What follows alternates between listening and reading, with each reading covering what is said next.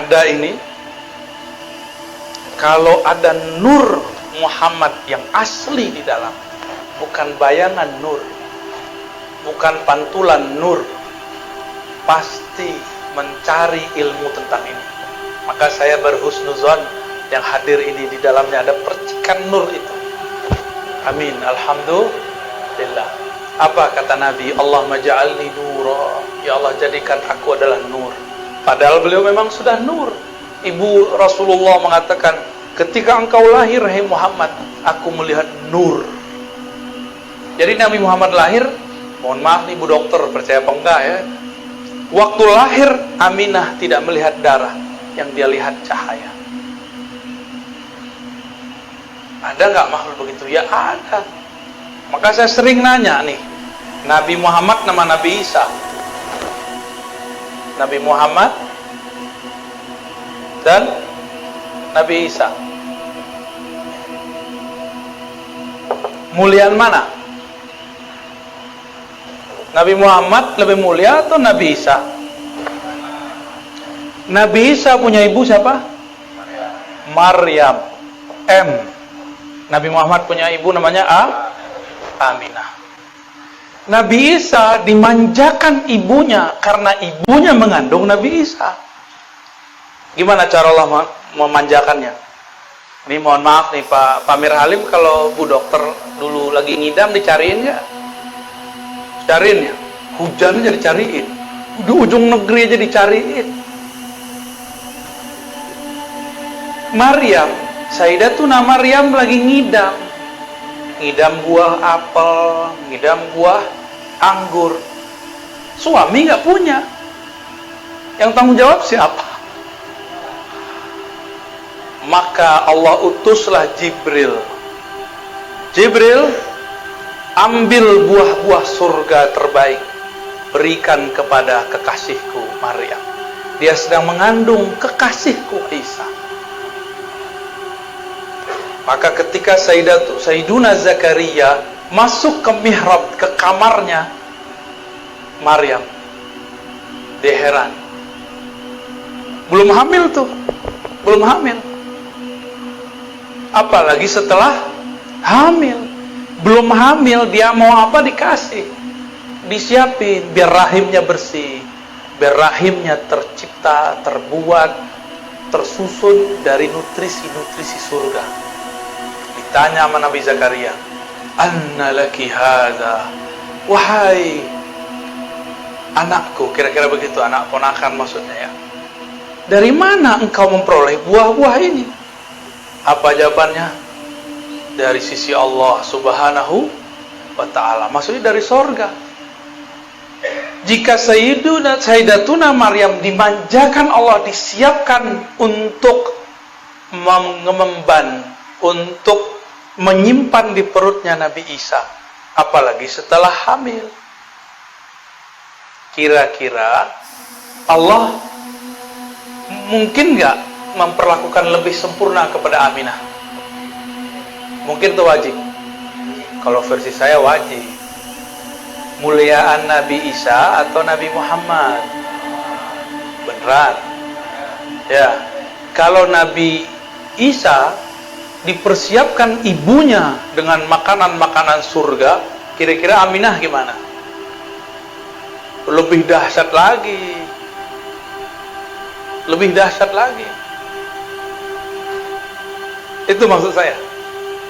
Cuma riwayat-riwayatnya memang banyak yang kemudian tidak terekap dalam kitab-kitab hadis. Hanya direkap oleh sebagian ulama sirah nabawiyah. Tapi lumayan itu membantu. Malam pertama Maryam, Aminah hamil. Langsung didatangi oleh Sayyidina Jibril. Apa kata Jibril?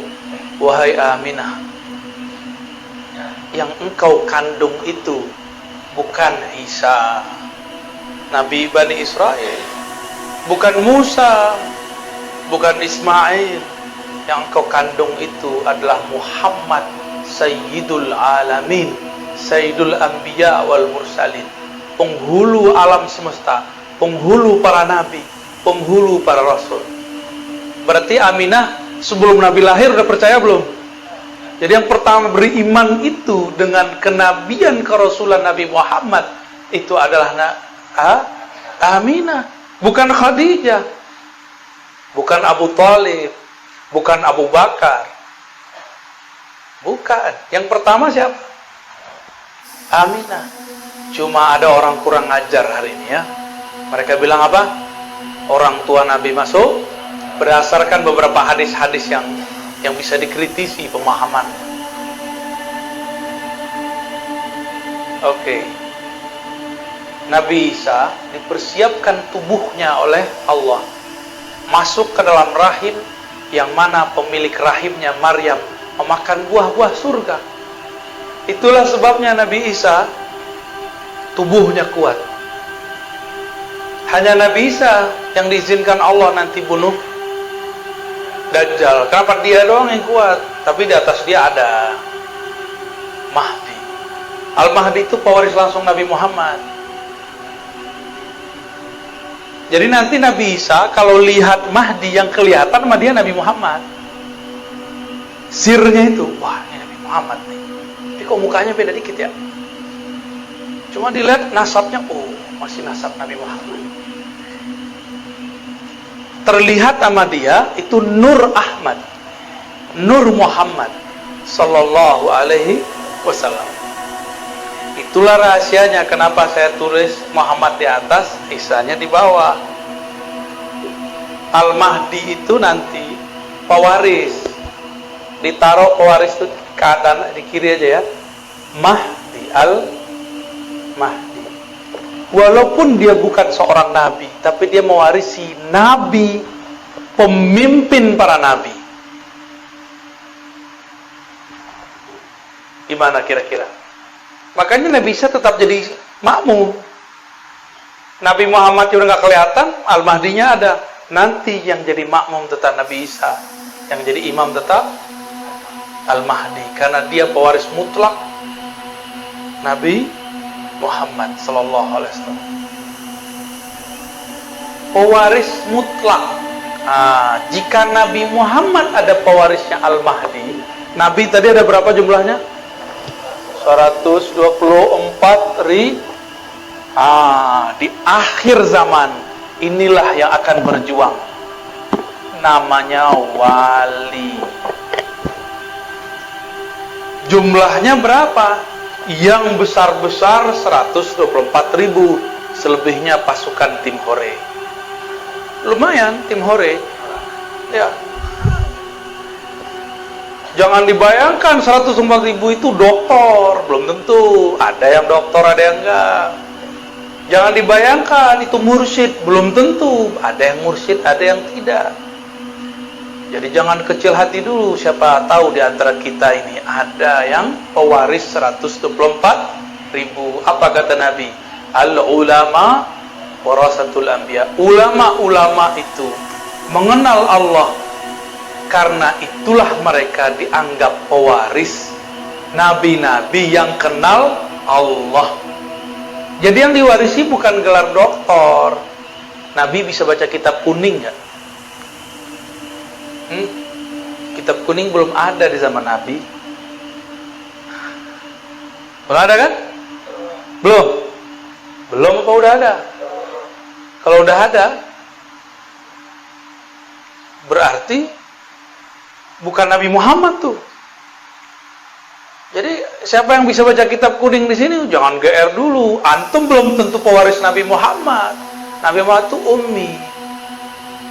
Tapi ummi itu ada maknanya, yang bersifat induk. Kalau secara harfiah ummi bisa berarti tidak bisa tulis baca, ya. Tapi secara arti lain apa? Induk, sumber. Jadi kalau saya punya terjemahan lain, An-Nabi Al-Ummi, Nabi yang merupakan induk semua nabi-nabi. Karena beliaulah Nabi 124 ribu ada. Al-Mahdi pewaris Nabi Muhammad. Isa pasti ada pewarisnya. Musa pasti ada pewarisnya. Dengan itulah cara mereka berjuang di akhir zaman. Karena tidak mungkin ada kelahiran kembali. Namanya reinkarnasi. kasih. Yang ada cuma waris. Siapa tahu di antara kita ada yang jadi pewaris.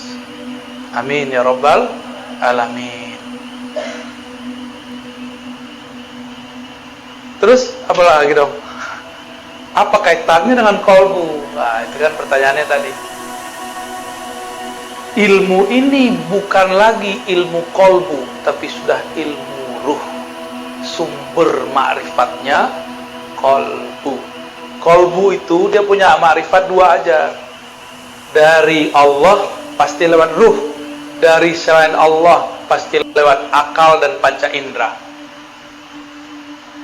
Baca kitab lewat panca indera nggak?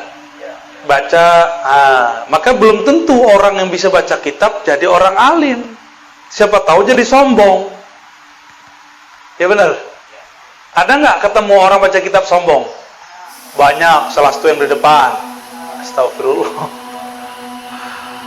Kalau ada sombong, antum sombong.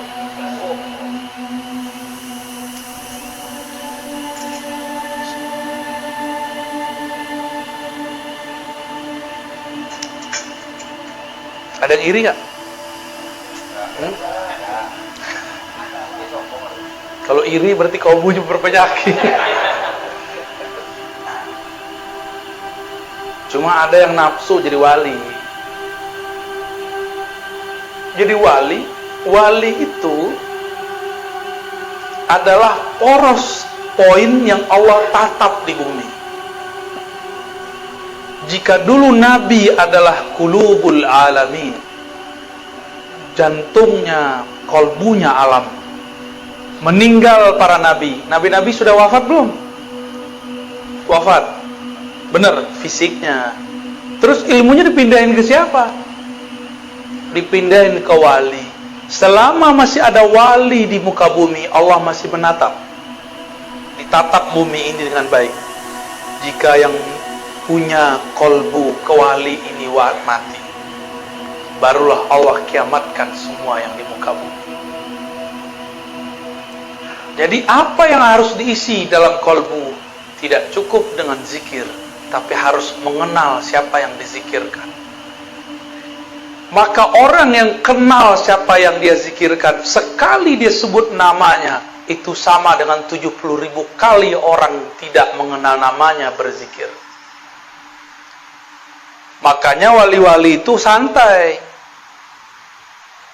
Udah gak banyak suluk dia. Tapi kan kita belum sepaham, belum setingkat mereka. Ya udah kita suluk aja dulu. Ya, rayadhah aja dulu, zikir aja dulu. Siapa tahu nanti diangkat Allah. Tapi teman-teman sahabat dimakan Allah, kalau cuma mengandalkan zikir, saya udah berkali-kali katakan, Iblis dulu pangkatnya Azazil telah berzikir 80.000 tahun di surga. Jadi wali enggak? Enggak. Kasyaf? Enggak. Dia bisa melihat surga, tapi dia tidak bisa menatap aras. Nabi Adam baru dicipta, masih bau ingus, anak ingusan, baru kemarin sore masuk surga. Tapi di dalam qalbu Nabi Adam ada nur Muhammad. Maka nur itu, kalau ada nur bisa lihat sesuatu enggak? Nah, inilah yang disebut nur. Orang kalau ada nur di kalbunya, dia bisa menatap ada objek kebenaran dimanapun ada. Iblis 80.000 tahun berzikir, tapi zikirnya zikir zulmaniyah. Dia zikir kalbunya belum dibersihkan. Dia zikir sombongnya dibiarkan. Dia zikir merasa sok sucinya terus dirawat. Apa yang terjadi? Tambah zikir, tambah sombong. Tambah ilmu, tambah songong. Kalau sudah sombong, lalu ada orang selain dia diberikan posisi yang tinggi, iri nggak? Maka kalau orang kerja di kantor, dia lihat temannya naik pangkat, dia nggak naik. Temannya dapat jabatan, dia tidak. Dia ngomong apa? Saya kan lebih banyak kerja di kantor ini, kenapa bukan saya? Dia akan ngomong, pinteran aku kali, kenapa dia yang naik. Begitulah terus. Berarti di dalamnya bukan nur Muhammad, tapi nar Azazil. Dua aja manusia itu. Kolbunya nur Muhammad atau kolbunya nar Azazil. Azazil siapa tadi? Nama kecil dari iblis.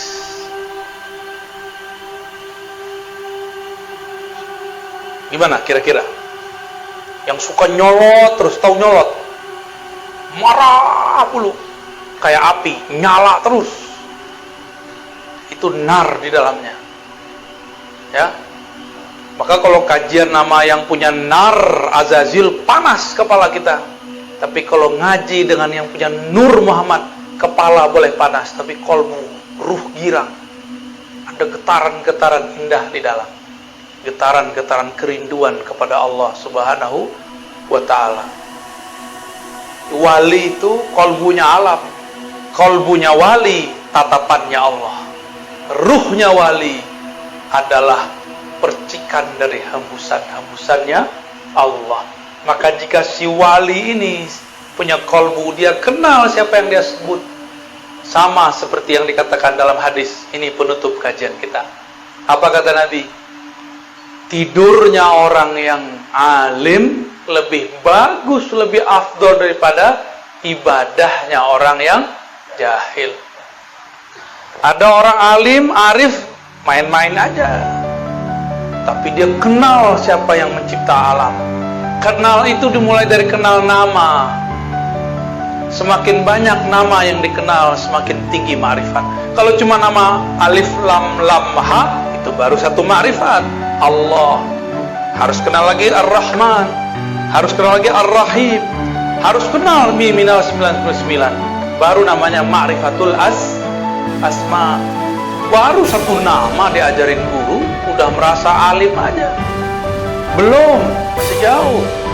Ada lagi nama di dalam nama, nama di balik nama. Ibarat manusia, ini baru manusia, belum Allah. Bang Adam ini di sini namanya Bang Adam. Di tempat kerja manajer.